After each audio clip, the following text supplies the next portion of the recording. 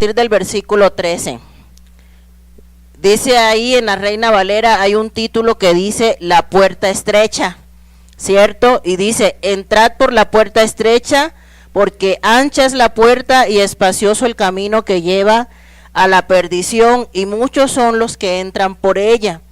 Porque estrecha es la puerta y angosto el camino que lleva a la vida, y pocos son los que la hallan.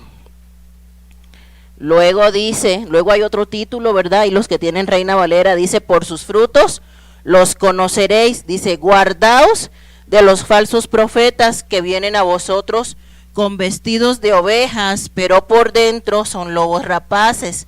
Por sus frutos los conoceréis. ¿Acaso se recogen uvas de los espinos o higos de los abrojos? Así, todo buen árbol da buenos frutos, pero el árbol malo da frutos malos. No puede el buen árbol dar malos frutos, ni el árbol malo dar frutos buenos. Todo árbol que no da buen fruto es cortado y echado en el fuego. Así que por sus frutos los conoceréis.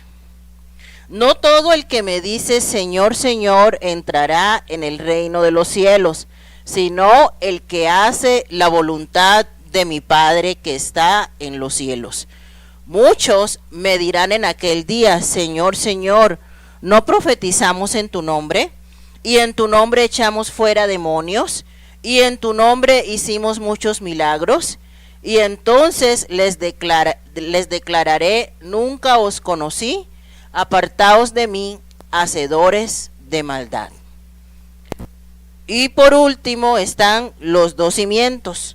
Cualquiera pues que me oye estas palabras y las hace, le compararé a un hombre prudente que edificó su casa sobre la roca.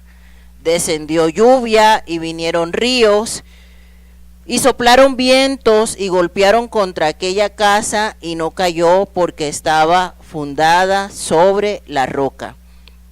Pero cualquiera que me oye estas palabras y no las hace, le compararé a un hombre insensato que edificó su casa sobre la arena.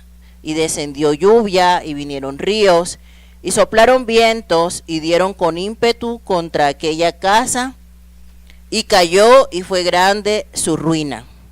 Y cuando terminó Jesús estas palabras, la gente se admiraba de su doctrina, porque les enseñaba como quien tiene autoridad y no como los escribas. Entonces, amados hermanos, aquí termina el Sermón del Monte. ¿Sí? La hermana Ever estuvo hablándonos un poco de esta última parte del Sermón del Monte, y vamos a ver nosotros que en esta última parte del Sermón del Monte, estos últimos estatutos o enseñanzas de Jesús acerca de vivir la vida cristiana, porque recordemos que el Sermón del Monte es una enseñanza que Jesús da a quienes, a sus discípulos. ¿De qué? De cómo vivir realmente una vida cristiana, ¿sí? Entonces, en estos últimos, en esta última parte, en este último grupo de estatutos, Jesús hace una comparación entre los valores falsos del mundo y los valores verdaderos del Sermón del Monte, ¿sí? Y usa varios ejemplos.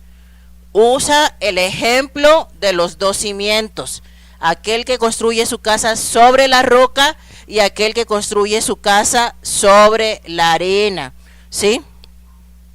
¿Quiénes son aquellos que construyen su casa sobre la arena?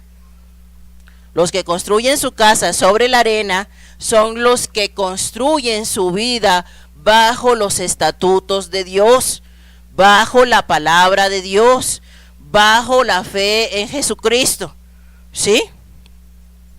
Esos son los que construyen su casa bajo la roca, y los que construyen su casa bajo la arena son los que construyen una vida bajo las normas de este mundo, ¿sí? Esa es la diferencia de aquel que construye su casa sobre la roca es su vida sobre Cristo, su vida sobre la palabra, pero el que construye su casa sobre la arena es aquel que construye su vida sobre los estatutos de este mundo. Amén. Entonces, ¿qué sucede? Si yo construyo mi vida sobre la arena, o sea, sobre los estatutos de este mundo, cuando vengan los problemas, cuando vengan las dificultades, ¿qué va a pasar? Yo me voy a derrumbar, yo me voy a llenar de temor, yo voy a salir huyendo, ¿sí? Eso es lo que va a pasar. Pero si yo construyo mi vida sobre la roca, todo aquel que tiene buenos cimientos, ¿sí?, no va a salir corriendo ni se va a atemorizar ante las dificultades o ante las pruebas o ante las tribulaciones que vengan en la vida. Ciertamente dice la palabra, ¿verdad?, que en el mundo tendremos aflicciones, pero que confiemos, porque el Señor ha vencido al mundo. Cuando usted construye su casa, usted la construye sobre cimientos. ¿Y por qué es importante construirla sobre cimientos? Sobre todo aquí en México, ¿verdad?, que se la pasa temblando. No se vaya a asustar, hermana, eso aquí es normal. Yo ya me acostumbré, ya yo hasta me arrullo, ¿no? Pero aquí eso es frecuente, que cada rato, ¿verdad?, usted esté a la hora que sea, como sea, en pijama, a la hora que, en el baño, ¿no? Alerta sísmica, y salgan, ¿no? Porque entonces, aquí es importante, ¿verdad?, tener una casa bien construida, con buenos cimientos, porque si usted no tiene una casa con buenos cimientos, o una casa que no tenga mantenimiento, ¿qué va a pasar? Al menor temblor, eso va para abajo, eso se va a caer.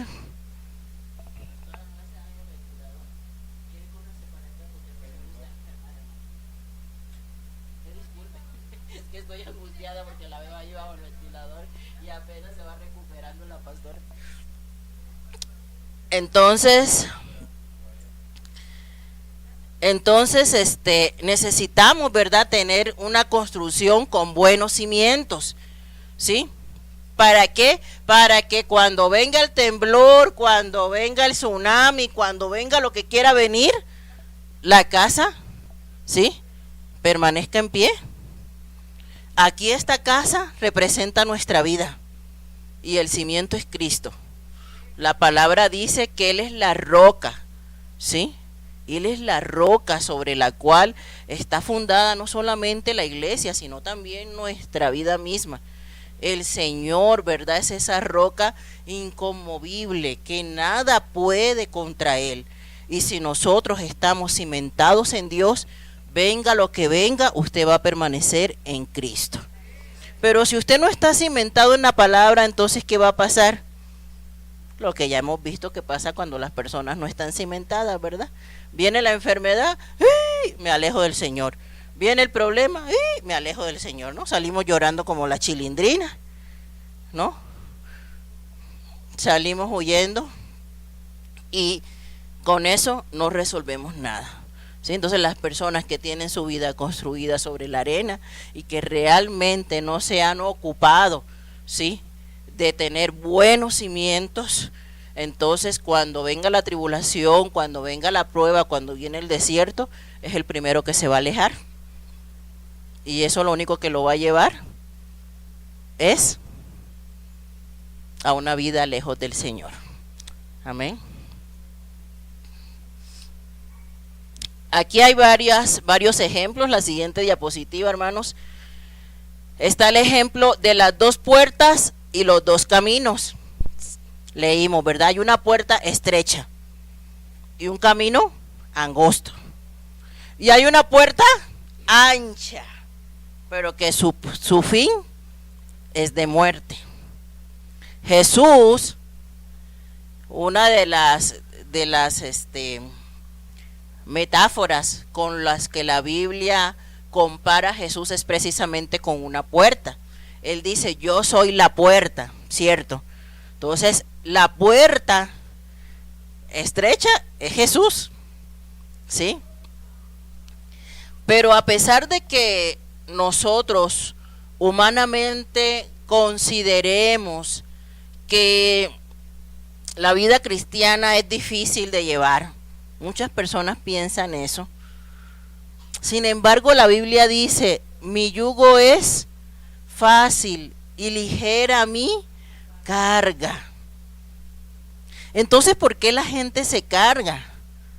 ¿Por qué las personas, si la palabra de Dios dice el mismo Señor, mi yugo es fácil y ligera mi carga? Ven a mí, yo te haré descansar. Pero cuando el yugo se hace difícil y la carga pesada,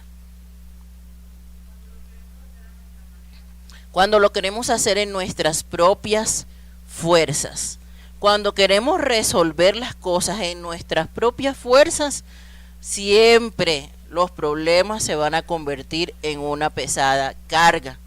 Pero cuando descansamos en la voluntad y en la soberanía de nuestro Dios, entonces cualquier carga se vuelve liviana, amén. Porque Él es el que nos da esperanza, Él es el que nos da descanso. Pero siempre que usted se empecine en hacer las cosas a su manera, pues esa carga y ese camino se le va a hacer difícil. Y ahí es donde no podemos cometer ese error. La Biblia nos pide a nosotros como cristianos que vivamos en santidad. Eso no es fácil, ¿sí? Pero si nosotros permanecemos en el Señor, Él va a hacer que podamos lograrlo. Realmente todas las cosas que el Señor nos pide, si nosotros las vemos en nuestra humanidad, podemos decir, no, pues es que es difícil vivir en santidad, es que es difícil amar a mis enemigos, es que es difícil perdonar, es que es difícil. Si lo vemos con nuestra humanidad, todo lo que el Señor nos pide se nos va a hacer difícil. Sin embargo, tenemos que tener claro que todo lo que el Señor nos pide es posible, porque de otra forma Él no nos estuviera pidiendo eso. El Señor dice que sin santidad nadie verá a Dios. El Señor dice que aquel que no tiene fe, ¿verdad? Sin fe es imposible agradar a Dios. Muchas cosas dice el Señor en su palabra, que para nosotros humanamente cumplirlas son difíciles. Pero si Él las pide, si Él demanda eso de nosotros, es porque sí es posible. Pero no lo vamos a hacer solos, necesitamos la ayuda del Espíritu Santo. Amén. Entonces, esa puerta aparentemente estrecha y ese camino aparentemente angosto nos llevan a la vida eterna, ¿sí? Pero la puerta ancha, la de la vida fácil, la de la vida sin esfuerzo, la de la vida haciéndole caso a mi carne, al mundo, esa vida se hace fácil, ¿verdad? Es fácil hacer lo que el mundo dice, es fácil vivir según las normas de este mundo, que si te hacen, tú también haces, ¿sí? Que si no te hablan, tú tampoco no hables. Eso es lo que nos dice el mundo. Y es fácil vivir de esa manera, ¿cierto? Por eso la palabra dice, es una puerta ancha, es fácil que cualquiera entre por ahí. Pero al final, su camino es de muerte. Amén. También hace otra comparación entre estos valores verdaderos que el Señor nos enseña en el Sermón del Monte y los valores falsos, y es la del árbol que da buen fruto y la del árbol que no da buen fruto, ¿cierto? Ahí lo vemos del versículo 15 al 20. Dice que por sus frutos los conoceréis, y que el árbol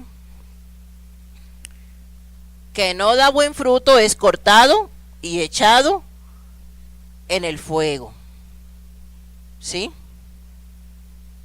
Pero que el árbol bueno da buenos frutos. ¿Cuáles son esos frutos? ¿Será que nos van a salir manzanitas, peritas, duraznitos? ¿Ah? ¿Cuáles son esos frutos de los que habla la palabra?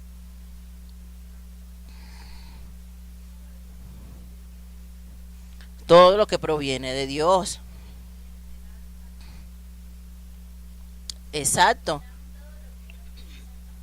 De hecho, la Biblia habla, en primera instancia, habla de los frutos de arrepentimiento, ¿cierto? Que una persona que se ha arrepentido y empieza una nueva vida en Cristo tiene que tener frutos de arrepentimiento. O sea, que eso que usted hacía antes, en lo que usted se deleitaba antes, ya no va más, ¿no? Tiene que haber un cambio en mi vida. Yo no puedo ser la misma que era hace tantos años que conocí a Cristo y la misma persona ahorita. A lo mejor todavía tengo defectos, debilidades, etcétera, ¿verdad? Pero indudablemente no soy la misma persona. Amén. A todos el Señor, con el poder de su Espíritu Santo, nos ha cambiado. Y ese cambio favorable son esos frutos. ¿Dados por quién? Por el Espíritu Santo de Dios, que viene a morar en nuestros corazones una vez aceptamos a Cristo en nuestro corazón. Y entonces, junto con el Espíritu Santo, dice la palabra, ¿verdad?, que Él nos purifica, que Él nos santifica, ¿sí? Y al nosotros llenarnos más del Espíritu Santo, a nosotros alimentar más nuestra alma, ¿sí?, de todo lo que proviene de Dios, en lugar de alimentar nuestra carne, pues entonces el resultado tiene que ser un fruto bueno: amor, gozo, paz, paciencia, ¿sí?, benignidad, fe, dominio propio, bondad. Esos frutos que habla la Biblia, el fruto del Espíritu Santo, ¿sí? Pero si yo no me arrepiento, si no hay un cambio en mí, entonces yo no puedo dar un buen fruto. El árbol malo da frutos malos, así de simple. Pero ¿cuál es la sentencia para el árbol que no da fruto? Es cortado. Si usted siembra un arbolito en su jardín con la esperanza de que ese arbolito un día le dé guayabas, pero pasan los años y las guayabas nunca salieron, ¿qué decisión va a tomar usted? Pues lo corto, pues las guayabas nunca salieron, ¿no? ¿Cierto? En cambio, si usted está viendo que el arbolito, sí, ¿verdad?, da guayabas, entonces ese arbolito va a ser de bendición para usted y para todos los demás, ¿verdad? Tengo una vecina que tiene un árbol de guayabas en su puerta, y cuando es época de guayabas, hasta los vecinos pasa uno y recoge, ¿verdad? Y porque ese árbol, aquí la tierra es bien fértil. Entonces,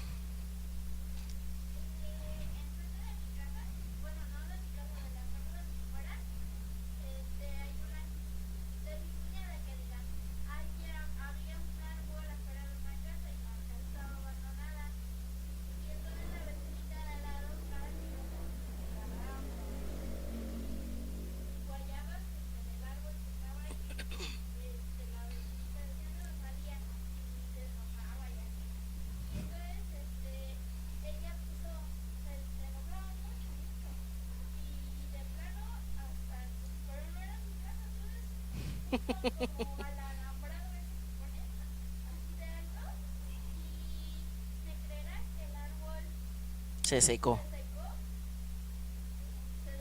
por envidiosa. Sí, es que el fruto no es solamente para ti, ¿verdad? El fruto es también para bendecir a los demás, y eso es bíblico.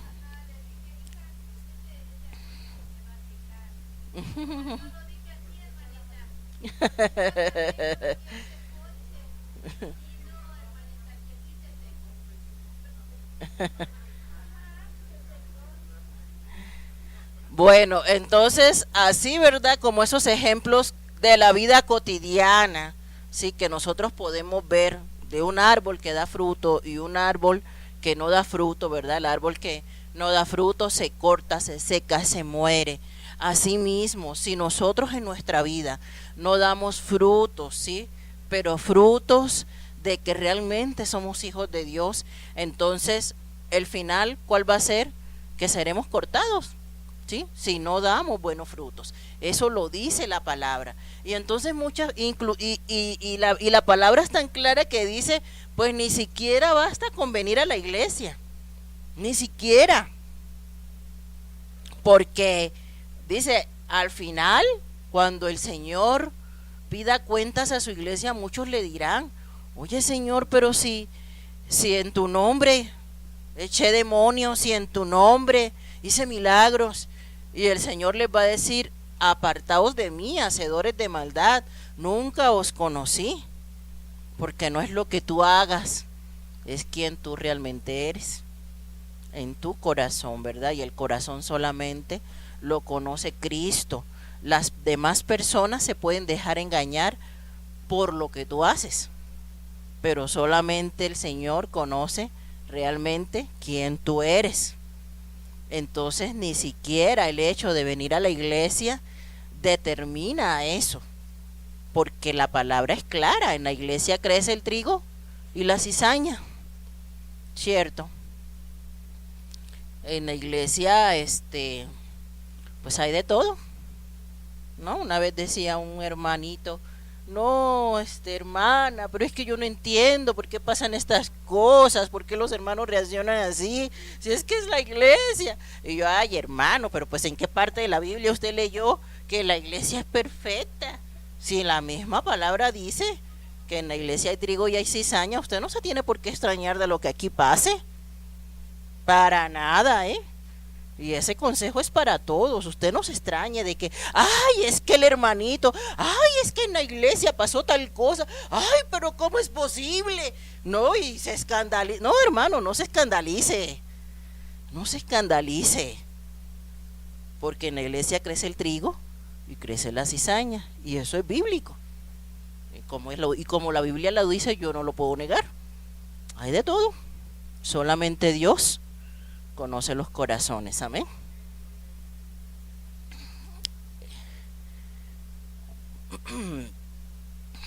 La siguiente. Y bueno, aquí les traje un cuadrito para que recuerden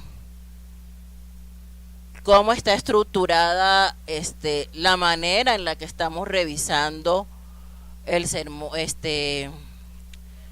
el sermón del monte, ¿sí? Que con esto pues acabamos de concluirlo y veíamos que el sermón del monte, para su facilidad, ¿sí?, lo íbamos a dividir en estatutos. Hablamos primero de los estatutos de felicidad, que son las bienaventuranzas. Estuvimos revisando cada bienaventuranza. Luego hablamos de los estatutos de responsabilidad, que son las responsabilidades que nosotros como hijos de Dios tenemos, ¿sí?, como sal de la tierra, como luz del mundo. Luego hablamos de los estatutos de autoridad, y ahí hablamos de Jesús y la ley. Estuvimos hablando qué dice la ley y qué dice Jesús sobre la ira, sobre el adulterio, sobre el divorcio, sobre los juramentos, sobre los enemigos. Luego hablamos de los estatutos de sinceridad. Ahí hablamos de Jesús y la limosna, de la oración y del ayuno. Luego hablamos de los estatutos de seguridad. Ahí hablamos de los tesoros en el cielo, de la lámpara del cuerpo y de Dios y las riquezas. Luego hablamos de los estatutos de serenidad. Estuvimos hablando sobre el afán y la ansiedad. Luego de los estatutos de humildad, el juzgar a los demás. Luego de los estatutos de necesidad, ahí hablamos de la oración y la regla de oro.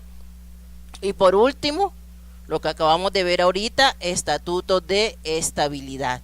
La puerta estrecha, los frutos y los 2 cimientos. ¿Sí? Es importante, hermanos, que nosotros tengamos claro que esto es un estudio bíblico. Y aunque usted venga cada miércoles y escuche a lo mejor un asunto distinto, no va despegado un asunto del otro. Entonces usted en su mentecita tiene que tener claro, ¿sí?, que desde que hablamos de la primera bienaventuranza hasta este tema que acabamos de terminar hoy, estuvimos hablando del Sermón del Monte, Mateo 5 al 7. Amén. Entonces, porque a veces a medida que vamos estudiando como que nos vamos perdiendo. No se pierda, ¿sí? No se pierda, tenga un conocimiento de la palabra y téngalo estructurado, porque para eso es el estudio bíblico. No es lo mismo estar yo en mi casa y agarrar mi Biblia y empezar a leer y ahí lo que yo entienda, a venir a un estudio bíblico, porque en el estudio bíblico es precisamente para que usted comprenda mejor las escrituras y tenga un conocimiento estructurado de la palabra de Dios. Esa es la finalidad, amén. Entonces, entienda usted que todo esto que a lo mejor vimos en muchas clases hace parte del mismo sermón que Jesús se echó un día ahí sentado, ¿verdad? En ese monte, ¿sí?, que nosotros lo tuvimos que digerir en muchas clases. El Señor ahí, en una sola sentada, se lo dijo a las personas que le seguían. Amén. Entonces, no se desconecta ni pierda de vista eso. Todo esto que nosotros hemos aprendido en varios miércoles, el Señor se los dijo en un solo sermón. Amén.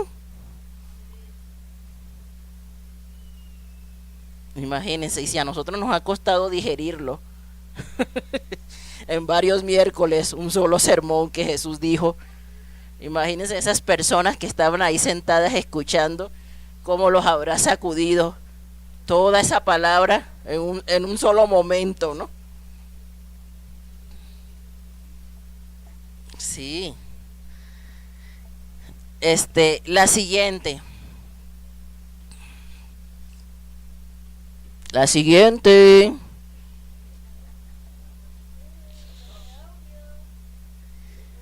Y bueno, y dentro de este estudio del Evangelio de Mateo, recordemos también que tenemos una estructura de cómo estamos estudiando este Evangelio, ¿verdad? Lo que llamamos el bosquejo del libro, ¿verdad? Siempre que estudiamos un libro de la Biblia, hay un bosquejo, hay una estructura, ¿sí? Y veíamos nosotros que Mateo, el publicano, escribió su evangelio, y en ese evangelio desde el primer capítulo nos habla de la vida de Jesús. ¿Y cómo dividimos ese estudio de la vida de Jesús en el evangelio de Mateo? Lo dividimos en introducción, que fue el capítulo 1, luego la infancia, que fue el capítulo 2, ahí estuvimos hablando de la genealogía de Jesús, ¿sí se acuerdan? Se los tengo que recordar para que ustedes sepan que todo esto hace parte de Mateo, ¿sí? Que estamos estudiando Mateo, no se les olvide. Entonces luego estudiamos la genealogía de Jesús, estudiamos la anunciación, ¿verdad?, a María, cómo se le anunció el nacimiento de Jesús también a José, del niño, la visita de los pastores, la visita de los magos, ¿sí se acuerdan que todo eso lo hemos estudiado? ¿Sí? Luego cuando huyeron a Egipto, luego cuando el niño se perdió en el templo, todo eso lo vimos dentro del estudio de la infancia de Jesús. Posterior, y que todo eso ocurrió en Belén, ¿cierto? Luego vimos el año de preparación del capítulo 3 al capítulo 4, 11 de Mateo. Y ahí estuvimos viendo, ¿qué vimos ahí? A ver si se acuerdan. A ver, rápido, ¿qué vimos en el año de preparación?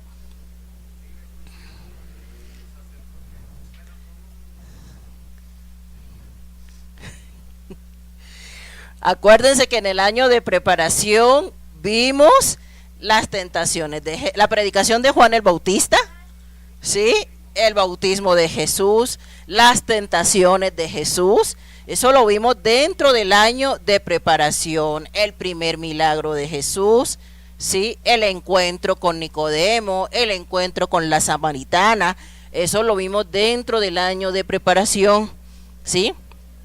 Posteriormente, el año de popularidad, que es donde estamos ahorita parados, ¿verdad? En el año de popularidad.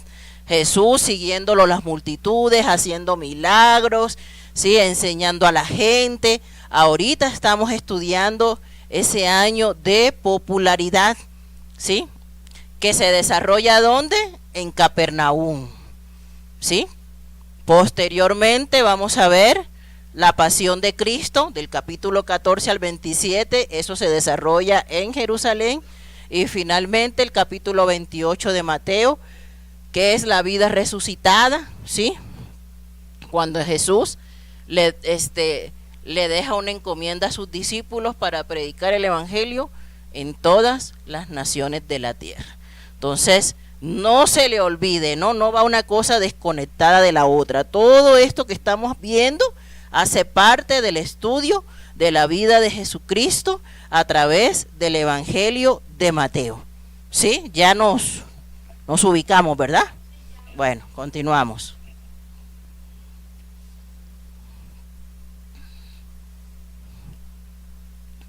Y ahora, en este año de popularidad que se desarrolla en Capernaum y que empieza en Mateo capítulo 4 versículo 12 y termina en Mateo capítulo 13 versículo 58, primero vimos la expansión del reino.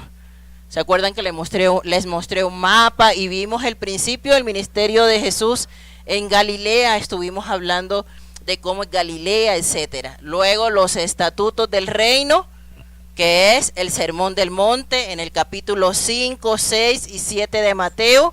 Y ahorita vamos a empezar a ver evidencias del reino, los milagros de Jesús. Capítulo 8 y capítulo 9 del Evangelio de Mateo.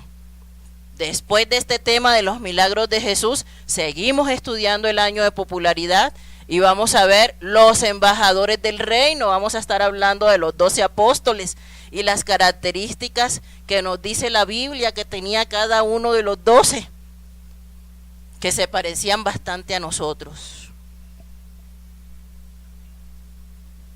Había un incrédulo, había un guerrillero, había un ladrón, había de todo, de todito, surtido rico, un paquetazo. Así como en la iglesia de hoy. Eso lo vamos a ver. Luego, los enemigos del reino, los herodianos y los fariseos. Y después vamos a ver los ejemplos del reino, las parábolas de Jesús. Eso es lo que vamos a estar estudiando en este año de popularidad. Y entonces ahorita vamos a saltar a evidencias del reino. Ya acabamos el Sermón del Monte, los estatutos del reino, y vamos a empezar a estudiar los milagros de Jesús, pero solamente de los que habla Mateo. Amén.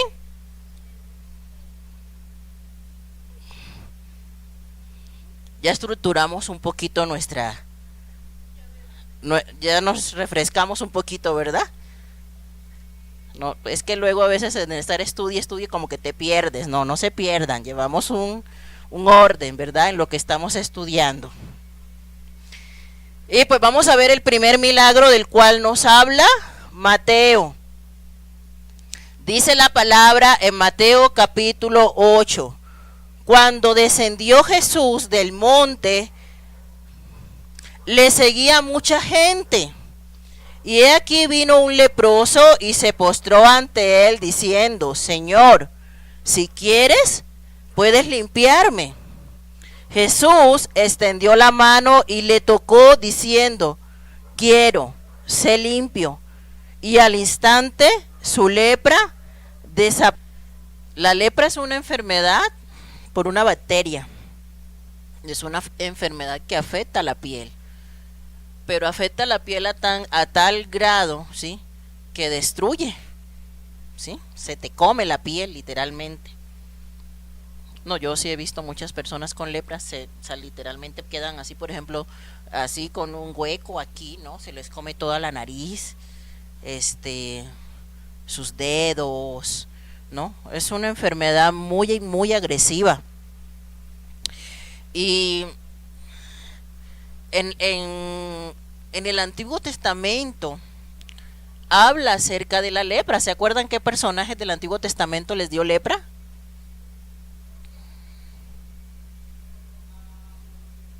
No, Naamán. ¿A quién más? A Miriam, la hermana de Moisés, ¿cierto? Fue una señal también cuando Moisés y Aarón se presentaron ante el faraón, ¿verdad? Que metían les daba lepra en la mano y luego la introducían y la mano quedaba sana. Entonces, en el Antiguo Testamento nos habla sobre esta enfermedad. Es una enfermedad muy antigua, ¿sí? Pero esta enfermedad es contagiosa. De hecho, por ejemplo, a nosotros los médicos cuando rotamos por dermatología nos dicen que cuando un paciente venga con algo en su piel, nunca lo toques directamente. Observa o ponte unos guantes. ¿Por qué? Porque muchas enfermedades de la piel son contagiosas, ¿sí? Y entre esas enfermedades la lepra. Entonces, estas personas, por lo mismo de que es una enfermedad contagiosa, según la ley de Moisés, tenían que estar aislados del campamento, ¿sí? Ellos no podían convivir con el resto de la enfermedad, así como de las personas, así como con cualquier enfermedad que sea contagiosa, a la persona hay que aislarla. La persona tenía que cubrir su boca.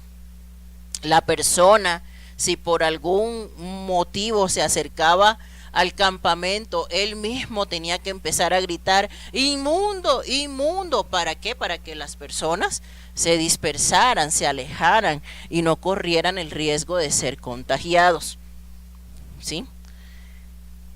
Si a nosotros una persona nos dice, ve con tal X o Y persona, esa persona tiene una enfermedad contagiosa, ¿iríamos?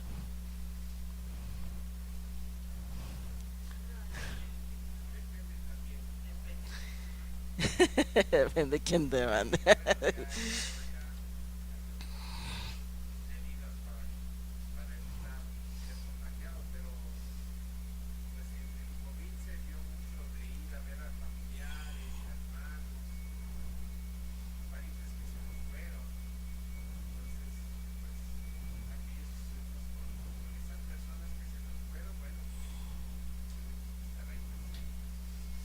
Así es, por ejemplo, cuando el COVID estaba en todo su furor, ¿verdad?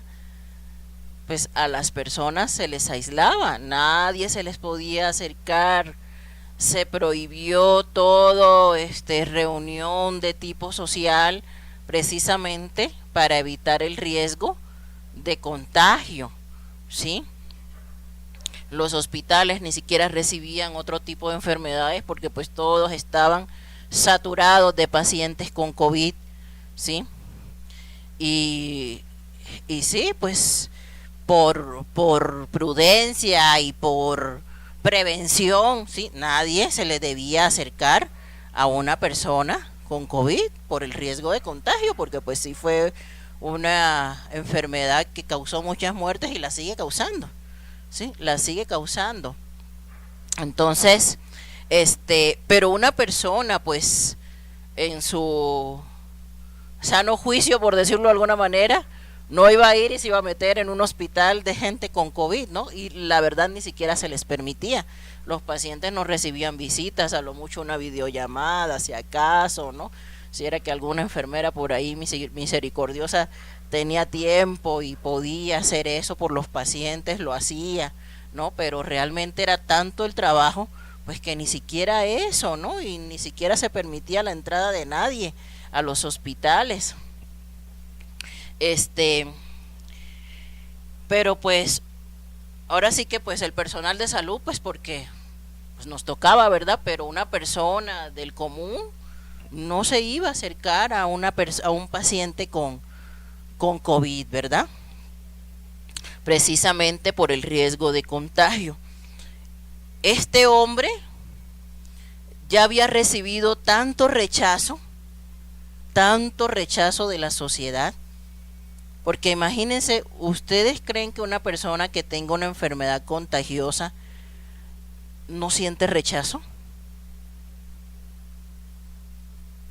No sé si alguien a lo mejor ha tenido la oportunidad de ver un paciente con SIDA. A ellos les salen unas manchas en su piel que se llama sarcoma de Kaposi cuando ya están en su etapa terminal, y es un aspecto tan impactante, ¿sí?, que las personas les da repudio acercarse a ese tipo de personas, ¿sí? Hay pacientes que les dan infecciones tan fuertes, yo los he visto, que les salen gusanos de la piel. Gusanos de la piel.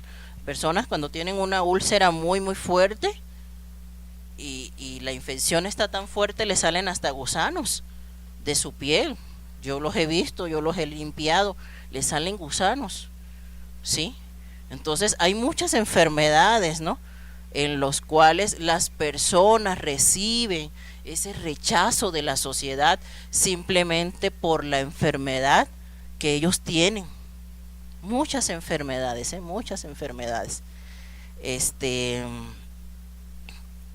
No sé si han visto también la elefantiasis, ¿sí? Son personas que a veces otra persona, no más de verla, se impacta, ¿sí? Y así muchas cosas. Entonces este hombre, o sea, si nos ponemos en sus zapatos, este era un hombre rechazado completamente por la sociedad. Era un hombre que la gente le tenía repudio, asco, etcétera. Y no cualquiera se le acercaba. Sin embargo, este hombre, en este momento en que Jesús está siendo popular, escuchó de ese maestro, ¿sí? Escuchó de Jesús.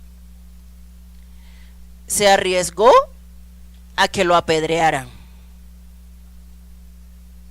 Se arriesgó a que lo mataran. Se arriesgó a muchas cosas.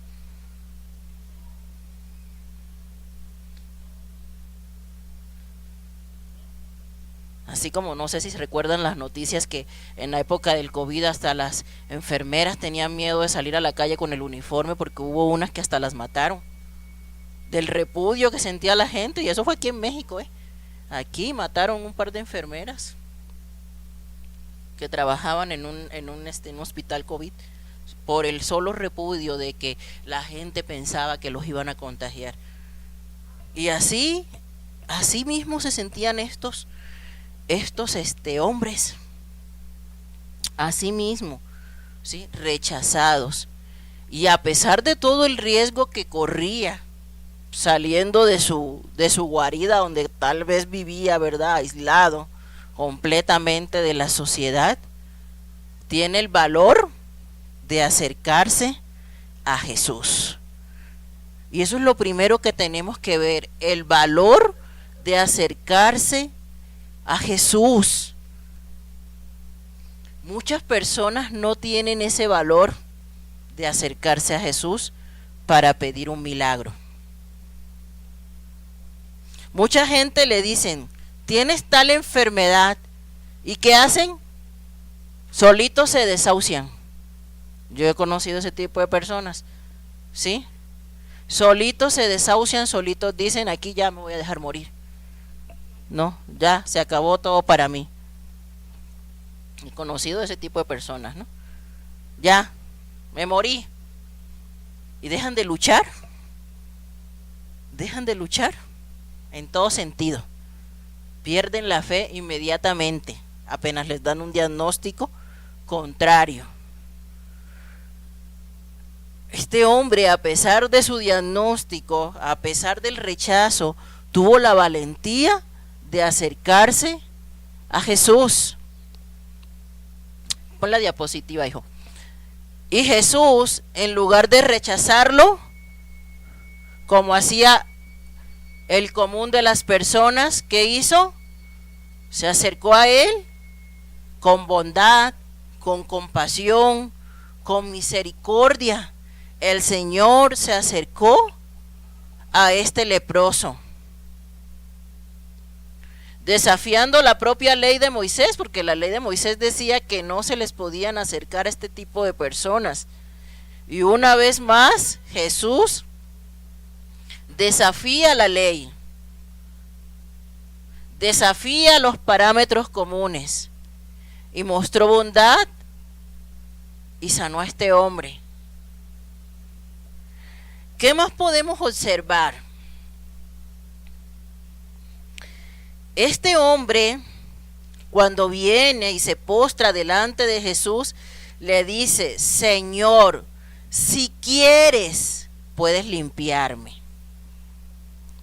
Él está confiando en el poder del Señor. Él le dice: tú puedes hacerlo. Pero al mismo tiempo se está sujetando a la voluntad de Dios. El leproso no llegó y dijo: yo decreto, yo piso, yo ato, yo arrebato mi sanidad. El leproso no llegó y dijo eso, como es la moda hoy día, ¿verdad? El leproso no dijo: Señor, sáname, y no acepto un no por respuesta. El Señor no dijo eso tampoco, ¿verdad? El leproso no dijo eso. ¿Qué dijo? Si quieres, puedes limpiarme. ¿Qué le está diciendo? Yo sé que tú tienes el poder para hacerlo, pero me someto a tu voluntad. Voluntad del Señor que ya vimos, ¿sí? Cuando hablamos sobre la oración en el capítulo 6 de Mateo, vimos que siempre que oremos, debemos de orar en el entendido de que el Señor va a hacer su voluntad, porque Dios es soberano. ¿Qué quiere decir eso? Que Dios hace lo que quiere, cuando quiere y con quien quiere. Así de sencillo. Así de sencillo. Y que nosotros no somos nadie para torcerle el brazo al Señor, como quieren hacer muchos. Este leproso se sometió a la voluntad del Señor. Prácticamente le dijo: Señor, si es tu voluntad, sáname. Yo sé, yo creo que tú tienes el poder para hacerlo. Pero nosotros a veces estamos lejos de poder entender que cuando oramos, la respuesta del Señor puede ser un sí, puede ser un no, o puede ser un espera. Eso ya se los hemos enseñado muchas veces. Cuando tú oras, la respuesta del Señor puede ser un sí, puede ser un no, o puede ser un espera. Todavía no es mi tiempo. Pero como somos tan desesperados, tan impacientes, queremos abrir la boca y que ya esté solucionado. A veces va a ser así, pero a veces no. Eso no quiere decir que el Señor no nos ame, eso no quiere decir que el Señor no escuche nuestras oraciones, pero también sabemos, ¿sí?, que a veces vienen situaciones a nuestra vida y eso Dios lo permite en su soberanía con un propósito. ¿Cuál? Él en su momento nos muestra cuál es el propósito de cada prueba, de cada desierto, de cada tribulación, de cada enfermedad. En su tiempo Él nos muestra cuál es el propósito, pero nosotros tenemos que entender eso. Amén. Nosotros tenemos que entenderlo y tenemos que aceptarlo, pero tenemos que seguir orando, porque cuando oramos, entonces el Señor sabe que yo estoy dependiendo de que Él haga un milagro en mi vida, de que yo no he perdido la fe, de que yo no he perdido la esperanza, de que mi fe sigue firme a pesar de que no veo nada. Entonces, aunque la respuesta del Señor tarde, o aunque la respuesta del Señor sea negativa, porque pues no siempre vamos a obtener un sí. Muchos hijos de Dios murieron en la pandemia. ¿Fue la voluntad del Señor? No está en discusión, ¿cierto?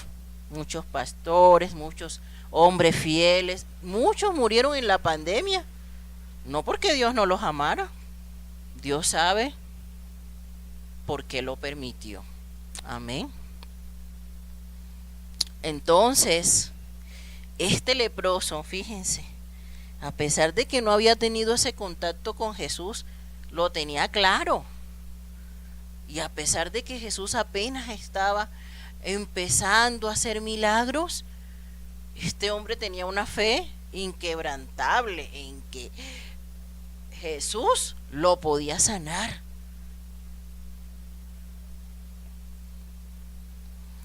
Después de que Jesús lo sana, dice que Jesús le tocó y al instante, como muchas veces va a suceder, como todos quisiéramos que pase, ¿verdad? Que cuando abramos la boca, al instante el Señor nos conceda nuestras peticiones, ¿no? Ahora cuando ore, dígale: Señor, te pido, Señor, que me trates como al leproso de Mateo capítulo 8, ¿no? Ya el Señor va a saber que usted lo que quiere es que al instante le responda. ¿Verdad? Entonces, amados hermanos, Jesús le dice: no le digas a nadie. Ya habíamos hablado de esto también, ¿verdad? Cuando el Señor muchas veces hizo milagros y le decía a las personas que no le dijeran a nadie. Él no estaba interesado en tener fama, ni en salir en el Facebook, ni en nada de esas cosas, ¿sí? ¿Por qué? Porque Jesús siempre, así como algunas personas les dijo: sí, ve y cuéntalo, ¿no?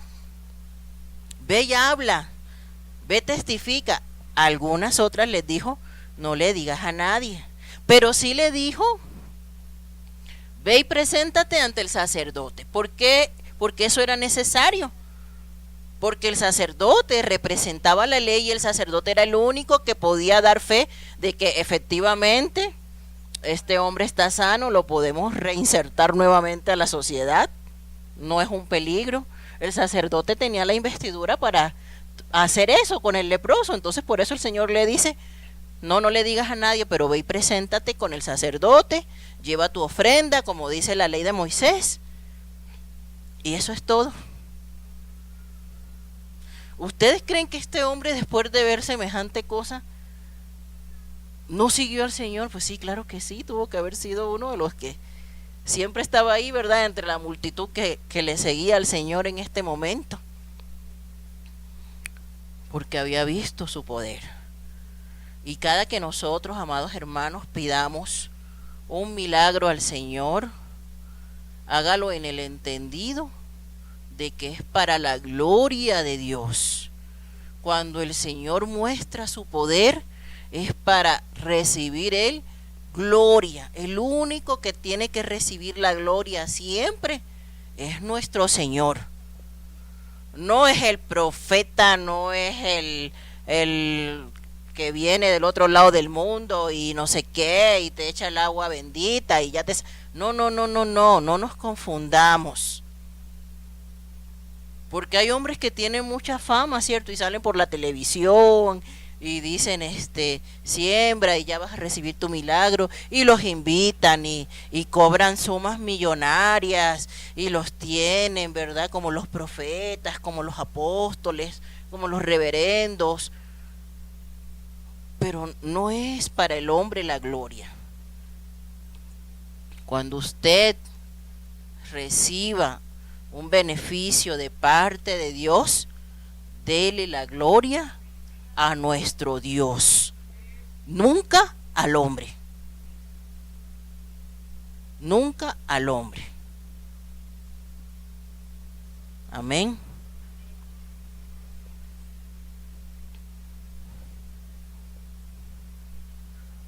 Vamos a ver el siguiente milagro. Jesús sana al siervo de un centurión. Dice: entrando Jesús en Capernaum, Sí, aquí nos dicen que Jesús va entrando ¿a dónde? A la ciudad de Capernaum. La ciudad de Capernaum era una ciudad portuaria, creo que ya se los dije, pero se los vuelvo a repetir. Era una ciudad portuaria y por ahí pasaba muchísima gente, ¿sí? Porque era un lugar pues donde había intercambios comerciales, era un puerto marítimo a orillas del mar de Galilea. Y dice, vino a él un centurión. ¿Quién era el centurión?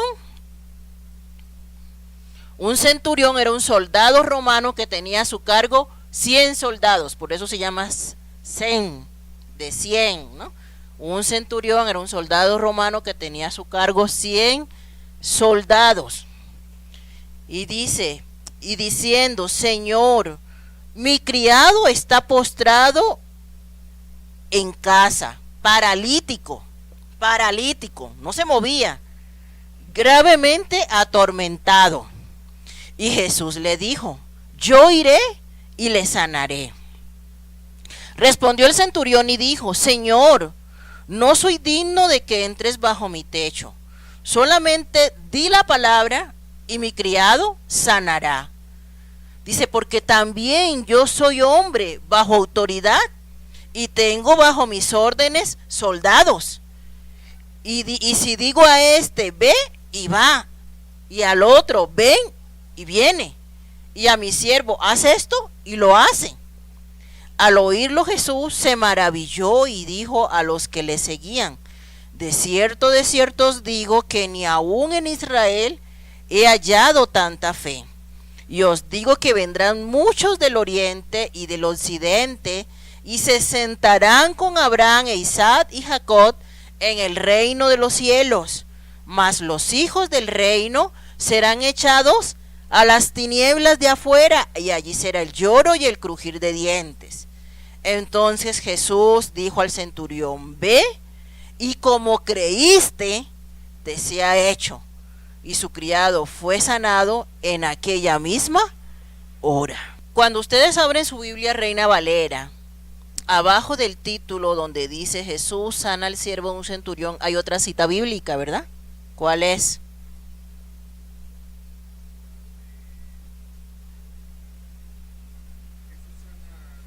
No, hay una cita. Lucas 7, 1, 10. Cuando empezamos a estudiar los evangelios, vimos que Mateo, Marcos y Lucas los llamamos evangelios, ¿cómo? Sinópticos. Ajá. Evangelios sinópticos. Eso lo vimos en la primerita clase cuando empezamos a estudiar el Nuevo Testamento. Si no se acuerda, va y regrésese y véalo otra vez. ¿Y eso qué quiere decir? Que estos evangelios nos van a relatar en varias ocasiones las mismas historias, pero contadas desde ¿qué? Desde la perspectiva del que está escribiendo ese evangelio, ¿cierto? Entonces podemos encontrar detalles que nos dice Mateo, ¿sí? Complementarlos con lo que nos dice Marcos, complementarlo con lo que nos dice Lucas. Y en este caso, en esta historia en particular, en Lucas capítulo 7, dice, en el versículo 4 dice, y ellos vinieron a Jesús y le rogaron con solicitud, diciéndole, es digno de que le concedas esto, porque ama a nuestra nación y nos edificó una sinagoga. Entonces este soldado romano, ¿sí? Era simpatizante de los judíos, cosa que no era normal, ¿verdad? Porque sabemos que los judíos odiaban a los romanos y los romanos a los judíos, pero este centurión, ¿sí? Simpatizaba con el pueblo judío tanto que les hizo una sinagoga, dice Lucas, ¿sí? Y que cuando este soldado va a pedir el milagro, ¿sí? De su siervo, que dice que tanto Lucas como Mateo dicen que era alguien a quien amaba mucho. Y sí, quizás lo amaba como un hijo. En la antigua Roma, más del 50% de la población eran esclavos. ¿Sí? Muchos esclavos, cuando se les vencía el tiempo de ser liberados, como lo marcaba la ley de Moisés, decidían quedarse con sus amos. Seguramente Ese era el caso de este siervo a quien su señor lo amaba tanto que ya era como de la familia, ¿sí? De hecho, cuando los señores no tenían descendencia, en muchos casos heredaban a sus esclavos. ¿Se acuerdan cuando Abraham le decía al Señor, pues quién me va a heredar? Eliezer, porque pues no me has dado descendencia, Señor. ¿Quién va a heredar todas mis riquezas?, se preguntaba Abraham, ¿sí? Entonces, dice la palabra que este centurión amaba mucho a su siervo, tanto que también tuvo la valentía de ir con el Señor Jesús a solicitar este milagro de sanidad, también arriesgándose a que lo apedreara, porque los romanos los odiaban, los odiaban. También lo vimos en la primera clase, ¿verdad? ¿Por qué los odiaban? Porque pues los judíos en este momento de la historia estaban bajo el dominio del Imperio Romano, estaban siendo dominados por los romanos, sus calles, su territorio estaba invadido por soldados romanos, no tenían libertad, ¿sí?, de muchas cosas, tenían que pagar impuestos a Roma. Entonces los romanos no eran nada queridos por los judíos. Entonces este hombre también sufría el rechazo, no por una enfermedad, sino por su condición, por ser romano. También era rechazado. Y también tuvo la valentía de ir con Jesús a solicitar un milagro. Y recordemos que entre los 12 había un celote, un guerrillero, un revolucionario, que cuanto a romano veía lo quería matar, Simón el celote, arriesgándose a que Simón el celote le hubiera sacado la espada y le hubiera cortado la cabeza ahí mismo, por andar acercándose al maestro. Y este hombre también va y pide un milagro. Pero este hombre sabía lo que era la autoridad, porque tenía gente bajo su mando, ¿sí? Tenía gente bajo su mando. Dice la palabra que toda autoridad ha sido dada por Dios. Dios es el que pone, quita gobernantes, Dios es el que pone, quita líderes. Toda autoridad viene dada por nuestro Señor, ¿sí? Y entonces este hombre, como autoridad, sabía que lo que él dijera se tenía que hacer. Y por eso el Señor le dice, vamos, voy a tu casa. Y él le dice, no, pues eso no es necesario, porque yo también soy hombre de autoridad. Y yo sé que si yo le digo a un soldado, vaya, ¿no? Haga 5 lagartijas, las hace. Vaya y corre, ¿cierto? Sobre todo en los soldados, ¿no? Que eso hasta vienen y se tienen que cuadrar y le tienen que hacer que tanta cosa y lo que diga el que está arriba, pues, se cumple. Entonces este hombre sabía perfectamente lo que es la autoridad y reconoció en ese momento que nuestro Señor Jesús tiene toda autoridad. El leproso se enfocó en el poder del Señor. El centurión se enfocó en la autoridad del Señor. Y le dice, no, pues ni siquiera es necesario que vaya, Señor, si yo sé lo que es tener autoridad. Tú solamente di la palabra y será hecho, porque yo no soy digno de que tú entres en mi casa, le dice este centurión. Imagínense cuánto poder tiene la palabra de nuestro Señor, que en Génesis nos dice, y el Señor dijo, háganse los cielos, fueron hechos, hágase la tierra, fue hecha, hágase la luz, háganse los peces, solamente con el poder de su palabra, porque la palabra de Dios tiene poder. La palabra de Dios tiene poder para transformar nuestras vidas, para quebrantar nuestros corazones. La palabra del Señor nunca perderá su poder. Y ahí estaba el verbo mismo, la palabra misma. Y este hombre le dice, tú solo di la palabra. Imagínense qué discernimiento tenía este gentil, más que los mismos judíos. Qué discernimiento tan grande de la autoridad de la palabra de Jesús tenía este hombre, que le dijo, tú solo di la palabra y yo sé que va a ser hecho. Y el Señor le dice, así, conforme a tu fe, así será hecho. Y el hombre y el siervo fue sanado en aquella misma hora. Y el Señor se maravilla, dice la palabra, se sorprende de la fe de este hombre y dice, ni siquiera en Israel he hallado tanta fe.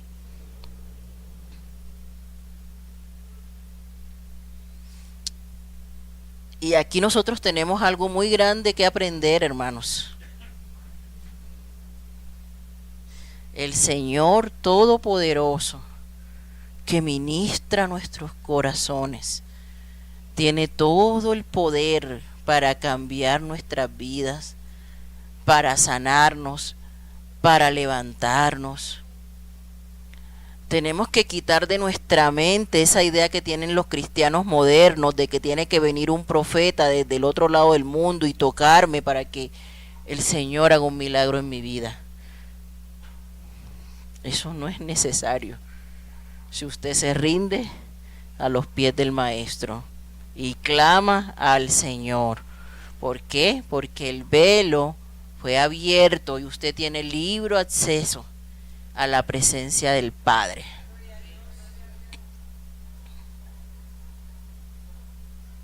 No es necesario a veces ni que alguien te ponga la mano.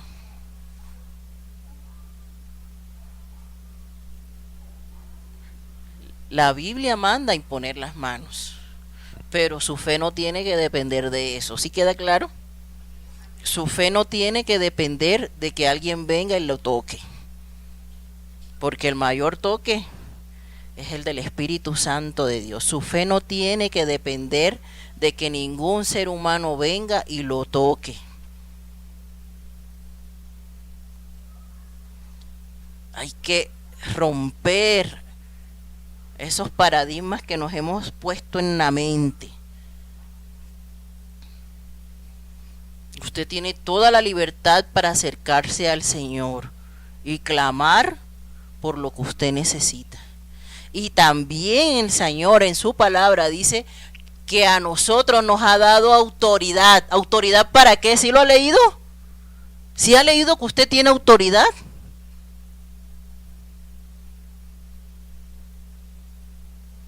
Para hollar serpientes y escorpiones. El Señor nos ha dado autoridad a todos. Entonces, si en su casa hay un enfermo, está bien, usted le puede pedir el favor al pastor, a los líderes, que oren, que vayan, que lo unjan, ¿no? Pero eso no quiere decir que usted no tenga la autoridad para orar por esa persona.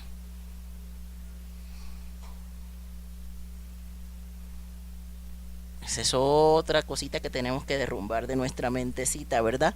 Porque a todos el Señor nos ha dado la autoridad, pero es que usted no cree en la palabra de Dios, ese es el problema, que es que usted no cree lo que Dios dice en su palabra. Entonces, como usted no cree lo que Dios, porque usted está igual que el pueblo de Israel, ¿verdad?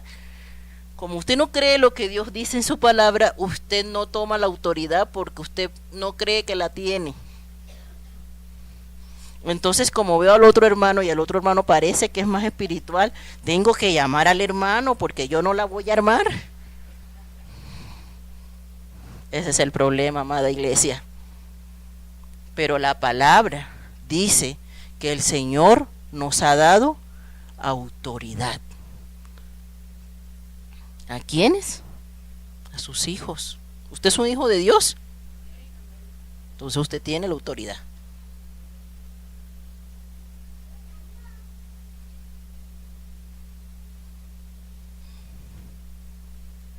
Pero no creemos.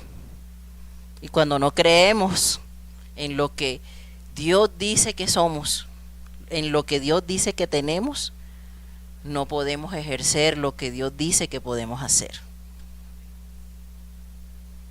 Siempre me gustó lo que decía un pastor.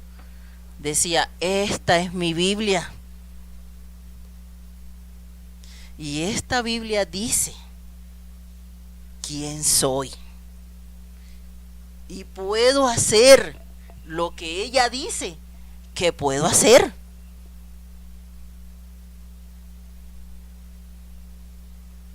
Yo soy, no lo que usted piensa que yo soy. Yo soy lo que la Biblia dice que yo soy.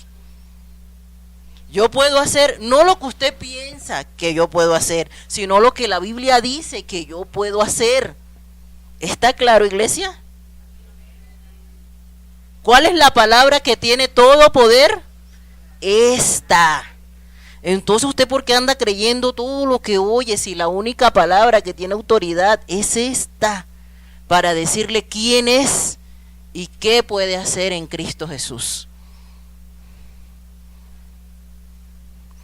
Vamos a orar.